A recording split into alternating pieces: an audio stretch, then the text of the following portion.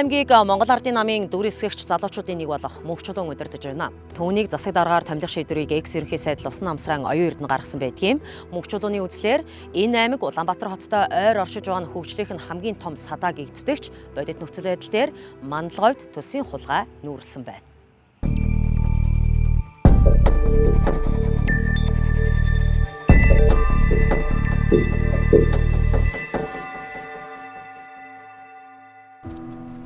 Монгол Ардын намын дарга учрал нам дотроо их цэвэрлэгээ зарлаж байгаагаа хэвлэлээр мэдээлсэн. Энэ их цэвэрлэгээнд говийн иргэдийн зовлонгоор зоологч Самдан Нэмийн Мөнх Чулууны хуулиас гадуурх үйл ажиллагааг дэнслүүллээ. Дундгов аймаг дахь төрийн аудитын тайлан мэдээг өнөөдөр хүртэл Тус аймгийн засаг дарга Мөнх Чулуун, засаг даргын орлогч Ариун Баяр, засаг даргын тамгын газрын дарга Хавгаатар нар огтхонч мэдээгүй явж байгаа нь гайхаж төрүүлж байна. Орон нутгийн төсвийн 2025 оны хөрөнгө оруулалтын төлөвлөгөөний хэрэгжилт үр дүнд хийсэн аудитын дүгнэлтэд хэд хэдэн төсвийн хөрөнгө оруулалтыг тооцоо судалгаагүй хийгдсэн болохыг харуулжээ. Тодорхойлбол 2025 онд Дундгов аймаг 18 барилга байгууламжийн төсөл арга хэмжээг шинээр санхүүжүүлэхээр төсөвтэй тусгасан. Эдгээрээс хог хаягдал шатааж, дулааны эрчим хүч боловсруулах үйлдвэр байгуулах төсөлд 8.6 тэрбум төгрөгийн тендер зарлагдан Бисүүжин Construction гэх компани гүйцэтгэгчээр шалгарсан байдаг. Харин энэ ажлыг гүйцэтгэгчийг сонгон шалгаруулах ажил тайлан тооныхоо 5 дугаар сарын 21-ээс 6 дугаар сарын 10-ны өдрийн хооронд зохион байгуулагдах байтал хуулийн цаглуурт хугацаанаас хойш гүйцэтгэгчийг шалгаруулсан зөрчилтэй. Дээр нь үндсэн хөрөнгийн ашиглалтай холбоотой урсгал зардал, оронтой зэрэг холбогдох тооцоог хийж төсөвт нөлөөлөх ачааллын талаарх дүгнэлтийг гаргаагүй зэрэг хуулийн зөрчлүүдийг аудит илрүүлсэн байна.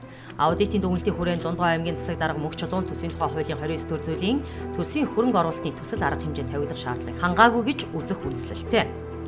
Нөгөө төгөөр Монгол Улсын засгийн газрын 2023 оны 278 дугаар тогтоолоор баталсан төсвийн хөрөнгө оруулалтаар хэрэгжүүлэх төсөл арга хэмжээг төлөвлөх, санхүүжүүлэх, хянах, тайлагнах журмыг зөрчсөн гэж аудит дүгнсэн байна. Чом одоо тэрий нэг ажил зуулдаг тэрми одоо ажил зуулах хэвээр хүмүүс нь хаа сургуулсан сууж байгаа юм, хаан дадцаг хийж байгаа юм тэрийг мэдгүй. Би зүгээр ийм баригдсан тул таатай байгаа. Гэхдээ энэ хогоос садаж энэ хогоо ашиг дулаанаа гаргаж байгаа хэм бол одоо болж байгаа юм байна. Зарчим бол эхлээд зураг төсөв нь хийгдээд одоо нөгөө магадлалаар ороод төсөв нь одоо баталгаажсны дараа одоо аймгийн иргэдийн хурлаар оруулж одоо батлагдах юм журамтай дистраттай байдаг. 24 онд энэ одоо хог шатаах зуух, за одоо ингээд 25 онд энэ уурын зуухны дэд бүтцийг хийх явцад батлагдсан мөнгнүүд бол одоо ямар ч зураг төсөв байхгүй. Тендер шалгаруулалт бол дүрмийн дагуу явагдаагүй гэдгийг бол одоо бас аймгийн иргэдийн хурлын төлөөлөгчид бол одоо хатуу хэлэх зүйтэй гэж бодож байна. За нэгдүгээрт бол энэ зураг төсөв тээзүү боловсрсон байх хэвээр. Дараа нь энийг авч явах урсгал зардал хүн хүчний тооцоо байх хэвээр. Эдийн засгийн үр ашиг байх хэвээр. За байгаль орчин сөрөг нөлөөг байх хэвээр. Энэ ажлуудыг бол асууж тодруулж ирсэн. Тухайн үед бол аудит бас дүгнэлтээ гаргаад энэ 13.1 тэрбум төгрөгийн ажил бол Монгол Улсын холбогдох хууль тогтоомжийг нэлээд зөрчиж байна шүү гэсэн дүгнэлтийг давхар бас танилцуулж ирсэн. Миний ард харагдж байгаа энэ барилга бол Мандлговьд баригдаж байгаа хог шатаах үйлдвэрийн барилга байна. За энэ барилгыг гүйцэтгэгчийг сонгон шалгаруулах тендер 2025 оны 5 дугаар сарын 8-ны өдөр нэгдсэн байдаг. Хачирхалтанд барилгын зураг төсөв 2025 оны 7 сарын 30-ны өдөр батлагдсан байгаамаа. За энэ барилгын ажлын явц одоогоор дуусгар болоогүй байна. Гэтэл аймгийн засаг дарга Мөнх Чулууны өгч байгаа мэдээллээр энэ үйлдвэр дээр хог шатаах туршилтын үйл ажиллагаанууд явагдаж байгаа гэж мэдээлж байна. За барилгын ажил дуусаагүй байхад туршилтын ажлыг хэн дуур мэдэн явуулж байна гэдэг нь бас л асуулт агуулж байна. Зураг төсөв нь батлагдсан одоо зураг төсөв нь хийгдсэн ажил дээр л одоо тендер зарлагдаад явж байгаа шүү дээ. Яг одоо тэрний талаар экспертиз дээрээсээ буцаад экспертиз дээрээ тэр нь одоо сүүлд нь батлагдсан одоо ингээд зөрсөн байна. Сарын дараа гарсан байна гэдэг асуудал ярьж байгаа. Тэрнээс бол тэр чинь өөрөө зураг төсөв нь эхлээд батлагдчихээ зураг төсөвгүй ажил зарлагдана гэж байхгүй шүү дээ. Өнөөдрийн байдлаар хог шатаах үйлдвэр дээр чинь нэг ч удаа одоо үйлдвэрээ туршилт хийгдэггүй гэж байна л да. Хизээ туршилтаа хийгээд энэ үйлдвэр хизээ эрчим хүчээ гаргаж үйлдвэрлэх бай. Тийм төлөвлөгөө байгаа юу? Уг нь бол барилгын ажил нь бол шултарсан байна. За. Тийм. Хэн тэгээд тэрийг одоо юу хийгээгүй гэж ярьж байгаа. Юу? Туршилт хийгээгүй гэж. Танай аймгийн иргэдээс л яриа авч байгаа шүү дээ. Та тэгээд одоо энэ мэрэгжлийн бус юу иргэнээс очиж тэрийг асуудаг юм. Хог хаягдал шатааж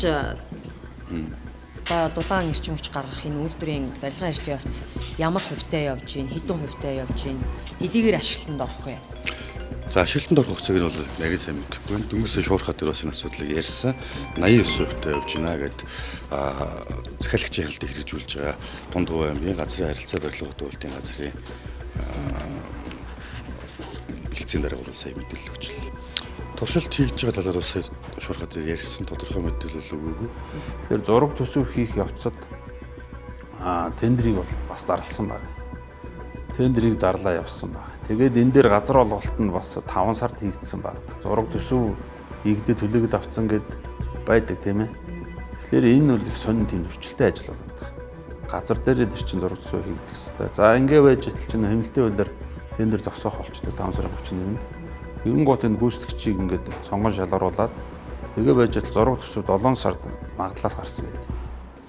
7 сарын 30-нд чөлөө. Тэгээ магадлаас гарах дүгнэлтэн дээр бол энэ хог шатаан гэдэг нь бол одоо байгаль орчны дүгнэлт өгөх боломжгүй гэсэн юм тийм мэрэгжлийн одоо дүгнэлттэй. Өөрөөр хэлбэл яг хог шатаах нь иргэдэд ийм одоо хоггүй болох сэтгэл төрүүлж байгаа мэт боловч аймгийн хажууд хог шатаагаа тэрнээс гарч байгаа ялгарч байгаа утаа хүнд мэдээ хийх бол нүүрснээс их хэд дахих ялгардаг учраас энэ эрүүл мэндэд бол маш том сөрөг нөлөөтэй гэдэг ингээд гарцсан дүгнэлт нь гарцсан. Одоо хэрэгжиж байгаа төслийг харахаар хог шатаах одоо үйлдвэр юм уу те эсвэл одоо сайжруулсан том урын зурх юм уу гэсэн асуулт үүсээд байгаа. Тэгэхээр энэ дээр бол тэр үйлдвэрийг барихад бас эрчим хүчний дэд үтс татсан санагдаж байна. 200-300 сая төгрөг. За тоог нэрээ мэдэхгүй. Ямар ч нэг 300-400 сая төгрөг, 200-300 сая төгрөг эрчим хүч татсан. За дээр нь буцаагаад эндээс энэ жил дахиад нэг тэрбум байна уу 2 тэрбум төгрөгөөр сүлжээ бас татчих байгаа. За ийм дагсан бас ийм зардлууд ингээ гараа явж байгаа. За энэ хог шатаах үйлдвэр нь яг өнөөдөртөө бол наадмын талбайн төв зөнгөлт хүрээлэн за хажуудалд нь байгаа спорт спортоор гэж байгаа. Энэ хоёрыг л хангах юм одоо төлөвлөгөөтэй явж байгаа. Энэ үйлдвэрийн яг алсын зорилго үр дүн хэрхэн хараасан бол?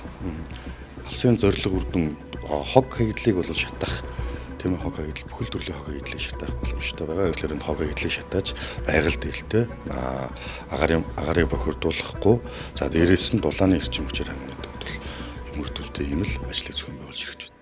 Өөр хоорондоо зөрөлдөж буй их сурвалжуудын яриа. Тэд засаг дарга мөнх чулууны халаалтын зуухны үйлдвэр туршилтын ажил хийгдэж байгаа гэх мэлдсэн тайлбарыг няцааллаа. Бисүүжин констракшн чухам ямар шалгуураар Дундгов аймагт хэд хэдэн томоохон тендерт оролцсон ялагч болсон бэ гэдэг асуулт анхаарал татаж байна. Хамгийн ноцтой нь хог хаягдал шатааж дулааны эрчим хүч боловсруулах үйлдвэр барих тендер 2025 оны 5 дугаар сарын 8-ны өдөр зарлагдаж, тендерийг мөн оны 7 дугаар сарын 31-ний өдрийн 10 цаг 30 минутад хаасан байна. Гэтэл үйлдвэрийн барилгын зураг төслийнхэн дүгнэлт нэгтгэл хот байгуулалт барилга орон сууцчлалтын яамнаас 2025 оны 7 дугаар сарын 30-ны өдөр буюу тендер хаагдахаас ердөө 1 өдрийн өмнө баталгаажиж ирсэн байдаг. Барилгын ямар ч зураг төсөлгүй ажил тендер зарласан. Дээр нь зураг төсөлгүй ажилд Бисүүжин гэх компани ямар шалгуураар шалгарсан бэ гэдэг бодлооныг илрүүлэх асуулт болно. Төсвийн мөнгө уйлдгүй гэдэг шиг энэ аймгийн одоо иргэдийн одоо татврын мөнгөөр одоо хөрөмтөлсөн энэ одоо хөрөнгө мөнгийг одоо нэг компани мэт одоо нэг засаг даргын одоо үзмжээр одоо хийж ирсэн нь бол одоо их шүүмжлэлт иргэдэл их шүүмжлэлтэй хандж байгаа. Одоо тухайлбал одоо 25 оны баяр наадмыг тэмдэглэхэд 200 гаруй сая төгрөгийг аймгийн иргэдийн хурлаар бол бас одоо зовлон жаргалыг ойлгоод төсвийг хянаж байгаад баталж өгсөн боловч төслөтрийн одоо мөнгө нэрээр одоо нийлүүлээд нэг 800 орчим сая төгрөгөөр баяр наадам хийцэн байгаа. За мөн одоо аймгийн засаг даргын нөөцгээд 1.7 орчим тэрбум төгрөгийн одоо төсөв батлуулж авч энэ хэрэгцээг одоо юунд зарцуулсан бэ? Ямар шалтгаанаар одоо энэ мөнгийг одоо зарцуул дуусгасан бэ гэж задаргааг нь аваа гэсэн одоо шаардлага тавьсан. Энэхүү шаардлагыг өнгөрсөн одоо 2025 оны 12 сарын одоо иргэдийн төлөөлөгчдийн хурлаар тавьсан боловч 26 оны 4 сард нэг өдүүн тойм одоо товч одоо мэдээлэл өгөөд задаргаа өрөөсөө байхгүй нуудаг шилэн даасан дээр тавьдаггүй иргэдээс одоо нуудаг ийм одоо байдалтай байгаа. Жишээ нь хог шатаах дээр бол бас 30% ингээд 2 гаруй тэрбум төгрөг гарцсан байж. За бас нэг иргэдээс ирсэн мэдээлэл нь аймгийн төвөнд гэрэлтүүлээд байдаг. 1.4 2 гаруй болов тийм орчим төгрөгөөр нарны гэрэлтүүлэг солилцсон. Тэгээд бас л аудитын бас дүгнэлт гарч ирсэн ажиллаа л да. За тэгээ нарны хамдаа тий энэ чинь нөгөө төвийн цахилгаан эрчимд холбогдохгүй гэдэг. Тэгээ энэ дээр нэг барилгын компани зөвшөөрөлтэй байна гэж заагаад ингээ барилгын гүйцэтгэгч компани шалгараад ажлыг хийсэн. Тэгээ тэр гэрээ бол 5 сарын сүүлээр 25-ны 5 сарын сүүлээр хийгдээд нэг 10-аад хоногийн дараа 50% санхүүжилт нь гарцсан нэг тэрүүн гаруй төгрөгчлөө ингээд компани руу олгогдсон ийм гомдол ирээ. Тэрийг би бас шилэн данс юмнаас нь хайж үзээ. Тэгээд хүмүүсээс тодруулсан чинь тийм болсон. За тэгээд тэр гэрэлтүүлгийн ажил бол хизээ эхэлсэн бэ гэхээр мөн л 10-11 сард эхэлж одоо өвөлтөд залгаж эхлээд өвөл нөхөн ухаад иргэд бас шүүмжилж ирсэн нарны гэрэлтүүлгийн ажлууд байгаа. Энийг би бол юу гэж үзээд байна вэ гэхээр нэгдүгürt энэ олон хэлтийн байгууллагууд техник хяналт дээр нь одоо маш олон гараа шүү зорж иж эн чинь санхүүжил олгогдсон шүү дээ. Тэгээ энэ олон процесс явагдаж байхад ажил хийгдэг байхад энийг одоо шууд олгоод байна гэдэг нь нэг талтаа бол энэ чинь баримтчгийг одоо хурамчралд байж болж шүү гэж үзээд байна. Тэгээ энэ мэд дээр одоо хяналтын байгууллагууд нь илүү төвлөлтөй гарах хэрэгтэй. Эрэг үеийн авилгын гэмт хэргийг зөвлөжсэн заалтад авилгын гэмт хэргийг улс төрд нөлөө бүхий этгээд үйлдсэн бол нийтийн албанд ажиллах эрхийг бүх насаар хасаж 5-аас 12 жил хүртэл хугацаагаар ял шийтгэнэ гэж заасан бэ. Самд нэмийн мөнгө чулууны өөрөөсөө зайлуулж байгаа тендерийн үйл ажиллагаанд хяналт шалгалт нөхөн хийх боломж бий. Ямар ч тач хог хаягдал шатааж дулааны эрчим хүч боловсруулах үйлдвэрийн төсвийг 8.6 тэрбум байхаар тэр хулгайн хамсаатнуудтайгаа үгсэн тохиролцож сая төсвийг аймгийн иргэдийн хурал баталж өгсөн гэдэг нь тодорхой. Төсвийн хөрөнгө оруулалтаар хийгдсэн альва төсөл хөтөлбөрөөс төсвийн ерөнхийлөн захирагч амиа хохолоод арилна гэдэг бүчгүй мөрөөдөл. Тиймдээ ч аймгийн засаг даргын 2025 оны 8 дугаар сарын 19-ний өдрийн А661 тооц захирамжаар хог хаягдал шатааж дулааны эрчим хүч боловсруулах үйлдвэр байгуулах ажлыг Бисүүжин констракшнтай байгуулан гэрээнд хяналт тавьж ажиллахыг засаг даргын тамгын газрын дарга Лавбаатар даалгасан байна. Энэхүү захирамжаараа мөнх чулуун өөрийгөө төсвийн эцсийн захиран зарцуулагч гэдгээ төвөггүй нотолчихно. Тэрээр аймгийн засаг даргаар томилогдож ирсэн даруйдаа засаг даргын орлогч Ариун Баярыг, засаг даргын тамгын газрын даргаар Лавбаатар нарыг томилон ажилуулсан. Төсвөөс хумслах үндсэн бүтцээ ийн өрж авсан гэлтэй. Яагаад сум орон нутгийн мэрэгжлийн боловсруучнаар дээрх эрх мэдлийн гурвалсан бүтцийн хоёрыг нь бүрдүүлж болоогүй вэ гэдэг ч бас гайхаж төрүүлж байна. Монгол улсын түүхэнд байхгүй хог хаягдал шатааж эрчим хүч үйлдвэрлэх төслийг Дундгой аймаг хэрэгжүүлж байна. Энэ үйлдвэрийн барилгын ажлын явц дуусгар болсон, харин эрчим хүчээ хизээнээс үйлдвэрлэж эхлэх вэ гэдэг нь тодорхойгүй байна. Дундгойн засаг дарга мөнх чулууны 2025 онд хийсэн ажлаас анхаарал татаж байгаа хулгайн баримтуудыг бид эрен сурвалжилж байна. Хүн төрөлхтний түүхэн төр ёсны хамгийн дээд уг сурвалжтай нүүдэлч монголчууд өдгөө энэ ёсыг уландаа гიშгэлэгч дотоодын уруугч хулгайчдынхаа балгаар хамраараа газар шааж яваад төмөн зовлон дээдэс зол болчихлоо. Үүний бас нэгэн дүр нь мөнх чулуу. Түүнийг намынхан тойрон хүрээлэгчд хомхоо сэтгэлтэй хувхаа шуналтай гэдгийг нь ярих хэсэг цөөн биш бий. Тиймээс л түүний сандалтан суусан засаг даргын судал мөнх чулуунд ямархуу хэмжээний ашиг өгч байна гэдгийг харуулъя. 1988 онд ашиглалтанд орсон энэ орон сууц өнгөрөгч 4-р сарын 1-ээс эхлээд дулаан тасалдсан байна. Орон нутгийн удирдлагуудын зүгээс орон нутгийг хөгжүүлэх сангаас 830 сая төгрөгийг зарцуулан 2025 оны 11-р сард 6 ширхэг халаалтын зуухыг угсарч ашиглалтанд хүлээлгэж өгсөн боловч харамсалтай нь мөн оныхоо 12-р сараас эхлээд тус 6 зууханд эвдрэл гэмтэл үүсч эхэлсэн байна. За тэгээ зуухнууд нь одоо эн чинь барилгаас нь ахгуулаад бүх тоног төхөөрөмж одоо хүчит төхөөрөмжүүд бүгдийг 100% шинжилсэн. Гэтэл яагаад ганцхан өвлийг даахгүй эвдэрч байна вэ? Чанар ямар байна вэ? Орон нутгийн хөгжлийн сангаар хийсэн тэрийг хөрөнгө оруулалтын үр ашиг хаанаа байна вэ? Оршин суугчид маш зутруухан өвлийг өнгөрөөсөн. Одоо инженерийн мөр чадвар жахан мөхс юм тазаасаа их мөхс. Тэгээд одоо дундаа базаар тэгээд хамгийн сүүлд нь хүзээж авч авах ашиг зохицохоор ашигстэй энэ усыг тухайн шаяад ингээд нэг хоёр тазаардан сазуу гэж би хоёртон боддгийг. Мандалговчдыг өнтөд дулаан үйлжүүлэхэд зориулж орон нутгийн хөгжлийн сангаас 830 сая төгрөгийг зарцуулан 6 ширхэг халаалтын зуухыг худалдаж авсан. Харамсалтай нь өнөөдрийн байдлаар энэ 6 зуухны нэг нь ч ажиллагаагүй байна. Эндхийн манаач нү те? Энэ нөгөө халаалтын 6 ширхэг зуухны нэг нь үү? Тийм. За. Энэ ингээ хэдэн сараас хойш ингээд ийм эвдрэлтэй байна? За би энэ дэр гардаг юм аа. 100 халуусан дээр нь гарч байна. За. Ер нь бол эвдэрсэн байгаа юм байна шүү дээ, тийм? Эвдэрсэн байгаа юм. Засвар үйлчлэгээний ажил хийгдэж байгаа юу? Одоохондоо хийгдэг байна. Би баримт асуугаад байна шүү дээ танаас. Тэгвэл ийм энэ чинь харлуулах юм биш шүү дээ. Би тэгээд одоо харлуулах байсан бол танаас аль биесний тайлбар авахгүй байхгүй. хуваараа гэж аль биесний тайлбар гэдэг чинь юм. Та хэнийг төлөөлж ийм тайлбар авч байна? Би Монгол улсыг төлөөлж, Монгол улсын ард иргэдийг төлөөлж, мэдих эрхийг хангаж. Тийм. Заавал би албан байгууллагын нэр хийж орж ирэх хэрэгтэй байсан юм. Ер нь одоо энэ чинь та өөрөө энд одоо хохирсан иргэн юм уу? Эсвэл танд нэг хүн хүсэл тавьсан юм уу? Нэг бол ямар нэгэн мэдээллийг сайт юм уу? Би тэр халаалтаа авч чадахгүй байгаа орон сууцны айлуудын дуудлагаар л ирлээ. Манайх ийм асуудалтай байна. Энийг тэр айлуудынхаа одоо бусад айлуудаас нь асуух юм бол бусад айлууд нь бол тэр чинь халж байгаа айлууд нь байж л байна. Сөүлжиж халаад байгаа байхгүй юу айлууд. Тэгээд наадч би ойлгохгүй. Тийм. Сөүлжиж халаад тэгээд сөүлжиж халж байгаа бол тэр хүмүүс надад гомдол хийхгүй шүү дээ. Тэр гом нөгөө халж байгаа халахгүй байгаа айл нь л гомдож байгаа байхгүй. Зуух ингээд эвдрэхэд эсвэл зуух ажиллаж байхад тэр тухайн зуухнаас халаалт авж байгаа айлууд давхраараа өөр халаад байгаа юм байна. Үгүй ээ. Нэгэн жиг. Одоо танай зуухнууд эвдэрхийл байж би бүгдэн дээр нь очиж зураг авлаа. Наа ч одоо бүгд зогсцсон байгаа юм чинь. 4 сарын 1-нд халаалт зогссон гэж байна.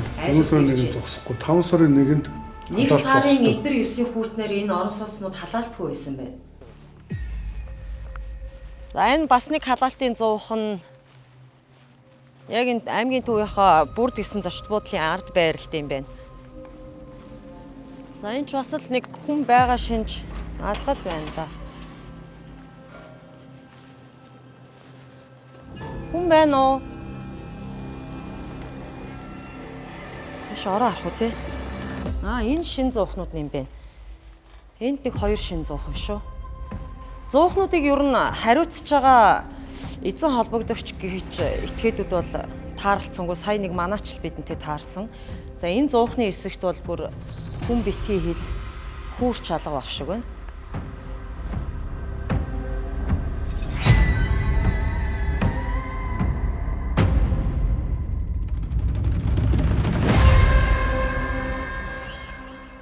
За энд ямар ч байсан хаалга нь бол онгорхоо байдгийм байна. Энэ зуухны эсхийг хариуцсан манаач эзэн холбогдогч гэдэг юм бол алга. Тэгээ 4 сарын 1-ээс хойш хадаас ирээгүй. Зүгээр хүмүүсийн одоо бас надаас илүү явж хөөцөддөг орж гарч байгаа хүмүүсийн яриагаар бол ерөөсөн төвөөсч компани бол одоо хүзээлж явснаас хойш дахиж тэр юунд одоо засвар үйлчлэг нь хийгдэг орхигдуулсан. Хамгийн их одоо дагуулсан үе нь бол 1 сарын одоо эд хүйтрэлтээр одоо бараг зарим газар бол бүтэн 5 хоног 7 хүртэл хоногоор халаалтгүй одоо байранд амьдарцгаасан юу байж байгаа. Аймгийн засгийн хөрөнгө оруулалтаас мөн л Бисүүжин Construction компанид 830 сая төгрөгөөр 6 ширхэг халаалтын зуух авч нийлүүлэх тендерийг өгсөн. Улмаар өвлийн улирал эхэлснээс хойш халаалтын зуухнуудыг холбох ажил хийгдэж 2025 оны 11-р сард зуух ажиллагаанд орсон боловч ердөө сар хүрэхгүй хугацааны дотор эвдрэл гэмтэл учирч эхэлжээ. Өнөөдрийг болтол зуухнуудын эвдэрлийг засч янзлаагүй. Гүйцэтгэгч Бисүүжин Construction компани Дундгой улс орон нутгийн өмчөд үйлдвэрийн газарт хариу ирүүлээгүй байна. Харин засаг дарга мөнгөчлөн өнгөрсөн өвлийг өнтөө давсан хэмээн бас л мэлцэдсэн. Тэр компани заавал Дундгой аймагт одоо ажил хийсэн компани байх албагүй. Тийм ээ. За нэг бол хэн ч орох боломжтой байхгүй. Дундгой аймгийн компани ч үж болно, аймгийн бус компани ч үж болно. Хамгийн гол нь тэр өөрөө тэр чиглэлийн ажлыг хийсэн бодлого туршлагатай компани байх хэрэгтэй гэдэг ийм шалгуурыг тавьж байгаа. Дээр нь хөрөнгө санхүүгийн хувьд одоо шаардлага хангадаг байх хэрэгтэй гэж байгаа. Тэрний дагуу одоо ингээд шалгаруулсан байх ёстой. Ер нь одоо аймгийн засаг даргаар одоо тэр компани одоо ямар компани орж байгааг ч мэддэг. Тэр Бисүүжин гэдэг компани өмнө нь аймгийн засаг даргаар одоо аймгийн удирдлагын солигдсон 11 сард 1 100 хавцааж усуухт өгсөн байна. 1 ширхэг 100.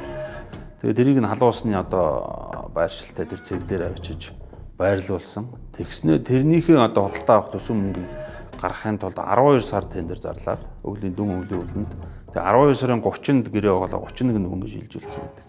Ийм материалууд би олж харсан. Тэгэхээр энэ юу хэлж ийнэ вэ гэхээр энэ 100-ыг нэг нийлүүлэх тийм сонирхолтой аж ахуйн нэгж хүмүүс за тодорхой ус хүмүүстэй холбогдож байна. Тэгээд ингээ авцраад ингээ өгөөд араас нь тендер зарлаж байна. 100 худалдаж авсан 830 сая, дээрээс нь хог хаягдлын 8.6 тэрбум төгрөг гэсэн баха. Энэ үнийн дүнгуудын төсвийг бол засаг даргын хамын газрын үйл ажиллагааны төсвийн хүрээнд энэ төлөвлөгдөж орж ирж иргэдийн урлаар батлагдсан төсөв. Үгүй шүү дээ. Хаанаас хэн энийг тогтоож төсвийг баталчих вэ? Аймгийн иргэдийн хурлаас төсөв баталдаг. Төсвийн саналыг бол аймгийн сэтрийн тамирын газраас өргөн барьдаг. Харин тийм би тэрийн процессыг л Аз. асуусан тийм. Тэгэхээр энэ төслүүдийн үнийн дүнгийн саналыг бол мэдээж иргэдийн хурл руу засаг даргын тамирын газраас оруулсан байх ёстой шүү дээ тийм ээ. Тийм манайхаас оруулсан. 600-ыг нийлүүлж байгаа. Тэр 600 бол тендер шалгаруулалт нь ийм одоо Монголын 100 үйлдвэрлэгч бас өрсөлдөөд бодлонтой болоод ингээд хэрэг зарга үүссэн юм байл. Тэгээ ямар хэрэг зарга үүссэн бэ гэхээр Монголын үйлдвэрлэгч компаниуд нь техникийн шаардлагуудыг хангаад ийм 100 нийлүүлнэ гэдэг бичиг баримт өгсөн. Нөгөө компани ингээ өгсөн байтал одоо энэ шалгараад байгаа хятад 100 нийлүүлэгч компани 2-3 үзүүлэлтэн дээр тендерийн шаардлага нийцээгүй.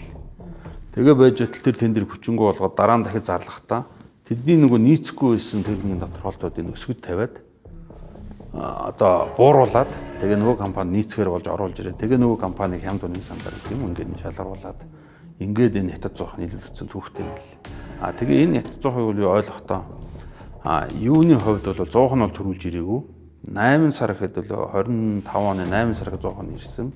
Харин 100-ыг бүр хүлээж авсан гэдэг санхүүжилт нь 100% 6 сард гарсан байт. Эхний халаалт өгсөн нь бол 10 сарын 18-ны өдрөөс баха эхэлж тэгээд 11 сарын 1 хүртэл одоо ингээд халаалтуудаа одоо ямар ч сан зуухнуудаа нийлүүлүүлсэн зуухнуудаа одоо ажиллуулж эхэлсэн. Гэвч одоо өнгөрсөн оны 12 сарын 20 дээр баха уг зуухнууд маань асуудал гарч за үүнээс хойш одоо бисүүжин констракшн өнөөдрийн байдлаар одоо миний санджгаар сая 5 сард ингээд нийлэхлээр нэг 8 орчим бичиг албан бичиг явуулсан.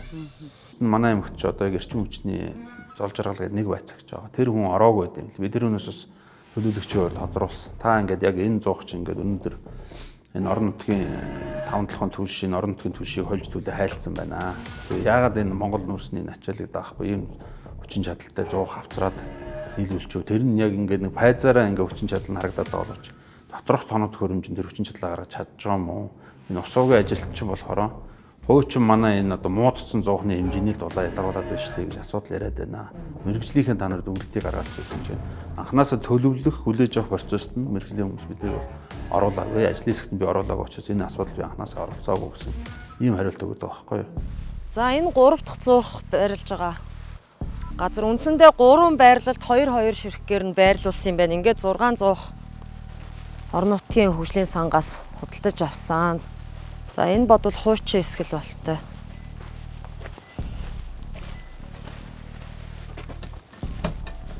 За энэ бол цоочтой байна. Бас л хариуцж байгаа эзэн байхгүй. Хүн алга. Хүн байхгүй их удсан шинжтэй. Эвдэрхий зуухнуудыг харж манаж байгаа хариуцагч эзэн гэж алхаа. Учир нь зуух нийлүүлсэн гүйцэтгэгч бисүүжин констракшн гэрээ бүтэн жилийн хугацаанд зуухны арчлалт хамгаалтыг хариуцах үүрэгтэй. Энэ хугацаа энэ оны 10-11-р сард дуусгар болох юм. Тэр болтол орон нутгийн өмчит үйлдвэрийн газарт өмч шилжин ирээгүй байгаа гэх шалтгаанаар ийхүү хөглөрч байна. Харин халаалтын зуухнууд өвлжин тасралтгүй ажилласан гэх худлуугаар засаг дарга нь иргэдийнхээ амыг үдэж, нэгч иргэний гомдол санал бичгээр ирээгүй тул асуудлаас өөрийгөө хуурай авч гарах арга саамчилж байна. За мэдээч хэрэг одоо төвийн хэвлэл мэдээлэл одоо олон нийтийн яриатай телевиз за ингээд хэд хэдэн гол мэдээллийн сувгуудтай бол хамтарч ажиллах нь бол зүйтэй гэж боддог. Хаалтын гэрээ гэдэг чинь үлээ. Хамтарч ажиллах нэрээр хаалт хийлэгдэг улс төрчид. Тийм үү. Миний авсан мэдээллээр за ойролцоогоор 2 жилийн хугацаанд 30 гаруй одоо хэвлэл мэдээллийн байгууллагатай за 242 сая орчим төгрөгийн зардал гаргаж гэрээ байгуулсан байгаа. Тэгээд Та одоо энэ дамын газрын бичгээр гэр ороод үз. Нэг ширхэгч тийм өргөдөл ирээгүй. Тийм үү. Нэг ширхэгч тийм одоо хөлдлөө инглэкс өргөдөл байхгүй. Тэр байрны оршин суугчид ер нь гомдлоо илэрхийлсэн болов уу? Байрны оршин суугчид бол ер нь гомдлоо илэрхийлээд байгаа. Бид бүхэн одоо энэ манай байгууллагаас алдаг одоо айл өрхүүд аж ахуйн нэгжүүдийн хэрэглэгчдийн одоо ийм групп чаттай тэн дээр бол одоо мэдээлүүд яваал байгаа. Энийг бол одоо бид бүхэн мэдэж байгаа. Тэгээ хүлцэн төвчээд байгаад идэм үү? Харин одоо яа тийм үнэхээр хөлдөх гээд байсан бол одоо тэгэж таны хэлж байгаа шиг тийм нөхцөл байсан бол одоо хүн өргөдөл гаргана. Ядч одоо ирж асуудлаа тавина. Өсөн өсөөгөө ахаал өвөл болдгоороо болно. Тийм учраас бид нар одоо хэвийн планаар хангахын тулд одоо бисүүжин компани руу бичиг цаасан юмнуудыг бол явуулж байгаа. За ямар ч одоо өнөөдрийн байдлаар бол одоо яг тэдний өдөр ингэчнэ гэсэн бичиг бол албан ёсны хариу бол ирээг байгаа. Ямар ч албан бичгүүдийг бол явуулсан байгаа. Яг энэ 6 цонхноос хамааралтай хичнээн айл өрх оршин суугч цэцэрлэг сургуульч гэдэг юм уу халаалтаа авд юм бол. За яг одоо тоогийн нарийн хэлж мэдэхгүй энийг шаардлагатайг үлээгээд хийж өгч болно. За юуны сургуулийн 2 барилга. Цэцэрлэгийн 2 барилга ингэж алдаг. Тэгээ хуучны одоо нэлээд олон орон сууц байгаа. Манай юунаас алдаг. Эзэмшлийн уран зохионоос алдаг. Дундгай улс орон нутгийн өмчит газраас 2025 оны 12-1, 2, 3 дугаар саруудад тус бүр удаа дараагийн албан бичгийг Бисүүжин Construction хүргүүлжээ. Уг албан бичгүүдэд 2025 оны аймгийн хөрөнгө оруулалтаар хэрэгцсэн халаатын зовхнуудын шинжилгээний ажил шалгарч 20, 25, Тэг 1, Тэг 2, Тэг 31 дугаартай гэрээний дагуу нийлүүлэгдсэн 2.5 мегаваттын 4 ширхэг 100, 1.8 мегаваттын 1 ширхэг 100, 3.5 мегаваттын 1 ширхэг 100, 3 байршилд суйрлуулагдсан. Халаалтын үйл ажиллагаа эхэлснээс хойш зуухнуудад ажиллагааны доголдол үүсэн. Дулааны тооцоо температурт хүрэхгүй, горим хэвийн ажиллахгүй байгаа нөхцөл байдал үүсэт байна. Үүний улмаас хэрэглэгчдийг дулаанаар хэвийн хангах горим алдагдаж, хэрэглэгчид дулааны төлбөрөө төлөхгүй байгаа нөхцөл байдал үүснээр манай байгууллагын хэвийн үйл ажиллагаа алдагдан санхүүгийн хүндрэлүүд үүсч байна гэжээ. Ер нь засварлах үүрэг нь бол одоо энэ компанид бол байхгүй гэсэн. Яагаад гэвэл энэ компани өөрөө зөвхөн одоо тэр энэ нөгөө төвийн өөрийнх нь өмчөд байгаа шугам халаалтаа л одоо хариуцах хэрэгтэй. Цаад одоо байрнаас цаашаа явж байгаа их усэр бол иргэдийн одоо өөрийнх нь өмч болчиход байгаа. Манайх ер нь бол одоо үйл ажиллагаагаа явуулж байгаа учраас одоо эзэмшил нь манай дээр одоо шилж ер нь бол одоо хөрөнгө нь бол манай дээр шилжиж ирсэн. Гэвч одоо ийм маргаантай асуудалтай байгаа. Тэгэхээр бол одоо тэрэн дээр бол одоо манай байгууллагаас бол ямар нэгэн одоо шууд засвар үйлчлэгээ хийх болоогүй. Ягаад тэгэхээр энэ худалдаа авах ажиллагааны хуулийнхаа дагуу 1 жилийн баталгаа хугацаатай байсан. За энэ дуусаагүй учраас бид бүхэн дээр засвар үйлчлэгээний ажлыг хийхгүй. Яалтчгүй бол одоо өвлийн үйлрэл зогсоход бид нар одоо тухайн зууханд гарсан гэмтлийг устгах тийм ажлууд бол хийгдсэн. Гэхдээ асуудлын гол нь яагаад энэ мэргэжлийн байгууллагууд нь ингээд ямар хүчин чадлын одоо ямар нүүрсээр төлөх гэж байгаа. Тэгээ ямар хүчин чадлыг дулаан ялгаруулах юм баталгаатай зуух авъя гэдэг дээр саналаа өгөөгүй байхад ийм төсөлбөр ороод ирэх гэдэг нь хэрэгцээ дагуулж байгаа. Нүд цавчихгүй худал хэлдэг мөнх чулууны бас нэгэн барилгүй тайлбар. Аймгийн төр захиргааны байгууллагад ажиллаж байгаа албан хаагчид сүүлийн 6 сарын туршид цалингаа авч чадаагүй байдаг. Учир нь Дундгай аймагт цалингаа тавих мөнгө байгаагүй. Та төрийн албан хаагчдынхаа цалингаа сүүлийн 6 сар тавиагүй. Яагаад хэн тавиагүй гэж? Танаа төрийн албан хаагчид цалингаа аваагүй гэдэг.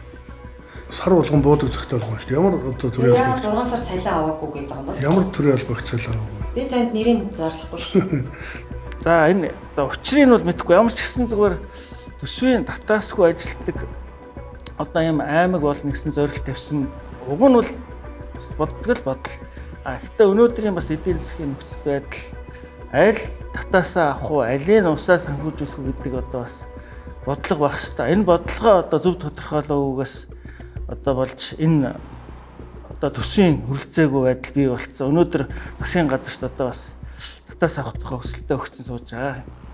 Тэгээ татаасгүй болно гэж явсан. Яг одоогийн өнөөдрийн 6 сарын нөхцөл байдлаар бол манай аймгийн төсвийн орлого тасраад нөгөө Эрдэнэс илрээс орох хэрэгтэй байсан мөнгө багасаад орлого тасалдаа. Тэр нэг нь тэдний орлого буураад ирэхээр татварын орлого буурчин. Ингээ багасаад ирэхлээр өсөө үсгүй аймаг ингээд цалингаа тавьж чадахгүй юм гэж үзэж байгаа. Тэгээ яг ингээд хэмнэгдсэн хоригдлууснаас ингээ аргалаад явж байж магадгүй. Ерөнхийдөө бол цалин хөөс энэ зардлуудад тавьж чадахгүй. Яг өнөөдрийн байдлаар бол зарим сумдад шүлгийн өвчин гарцсан. Зарим сумдын засаглалтаа одоо мэдээлэл авахд бол засаглалын нөөц хөрөнгөөр шүлгийн өвчнөд тэмцэх хэрэгтэй. Тэр санхүүжилт нь орж ирэхгүй учраас яаж тэмцэх юм гэдэггүй гэдэг юм. Ийм хөл өсвийн өндөрлөг үүсэж байгаа. Тэгээ эргээд одоо энэ сангийн амд одоо энэ төсвийн тодтгол үлээгээд засгийн газарт бол хандаад 24 татаас авъя гэсэн юм хүсэлт гаргаа явуулж байгаа юм байна. Тэгээд орон нутгийн хөгжлийн сангаар одоо эх жил юу хийх вэ гэдэг одоо санал хураалтаа явуулж ирэмблэх ёстой. Тэгээд энэ ирэмэлжсэн одоо түүх одоо би нэгийнхэн ч одоо хараагүй байгаа. Тэгэхээр би энэ аудитынхаа дүгнэлтэнд одоо бас дүгнэлт хийж ажиллана гэдэгт бол бас эргэлзэж байна. Төрийн аудитын байгууллагч бол манай дээр тийм ямар ч хийсвэр дүнгээр одоо тийм бодит бишээр бол ингэсэн байна гэсэн юм ирээгүй байгаа.